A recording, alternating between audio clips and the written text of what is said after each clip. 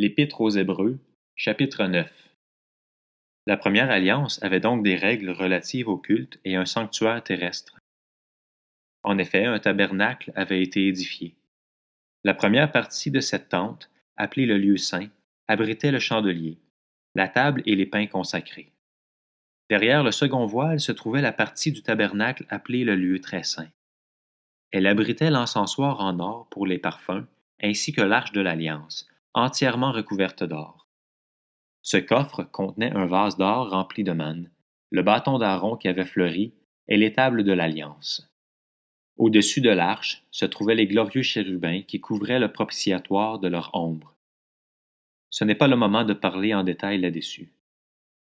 L'ensemble étant ainsi disposé, les prêtres qui font le service entrent en tout temps dans la première partie du tabernacle.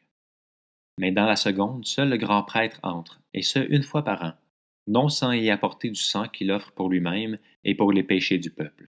Le Saint-Esprit montrait par là que le chemin du lieu très saint n'était pas révélé tant que le premier tabernacle était dressé. C'est une illustration pour le temps présent.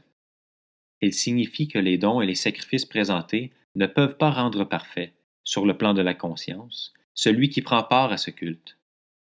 Avec les aliments, les boissons, les diverses ablutions et les règles relatives au corps, c'étaient des prescriptions imposées seulement jusqu'à une époque de réforme.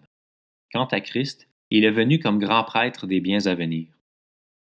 Il a traversé le tabernacle plus grand et plus parfait, qui n'est pas construit par la main de l'homme, c'est-à-dire qui n'appartient pas à cette création. Et il est entré une fois pour toutes dans le lieu très saint, non pas avec le sang de boucs et de jeunes taureaux, mais avec son propre sang. Il nous a ainsi obtenu un rachat éternel. En effet, le sang des boucs et des taureaux, ainsi que la cendre d'une vache, dont on asperge ceux qui sont souillés, les rendent saints, en leur procurant une pureté rituelle. Si tel est le cas, le sang de Christ, qui s'est offert lui-même à Dieu par l'Esprit éternel comme une victime sans défaut, purifiera d'autant plus votre conscience des œuvres mortes, afin que vous serviez le Dieu vivant. Voici pourquoi il est le médiateur d'une alliance nouvelle. Sa mort est intervenue pour le rachat des transgressions commises sous la première alliance, afin que ceux qui ont été appelés reçoivent l'héritage éternel promis. En effet, là où il y a un testament, il est nécessaire que la mort du testateur soit constatée. Un testament n'entre en vigueur qu'en cas de décès, puisqu'il n'a aucun effet tant que le testateur vit. C'est pourquoi même la première alliance a été inaugurée avec du sang. Après avoir prononcé devant le peuple entier tous les commandements conformément à la loi, Moïse a pris le sang des jeunes taureaux et des boucs, ainsi que de l'eau, de la laine écarlate et de l'hysope, et il a aspergé le livre lui-même et tout le peuple en disant: Voici le sang de l'alliance que Dieu a prescrite pour vous. Il a aussi aspergé avec le sang le tabernacle et tous les ustensiles du culte. Or, d'après la loi, presque tout est purifié avec du sang, et s'il n'y a pas de sang versé, il n'y a pas de pardon.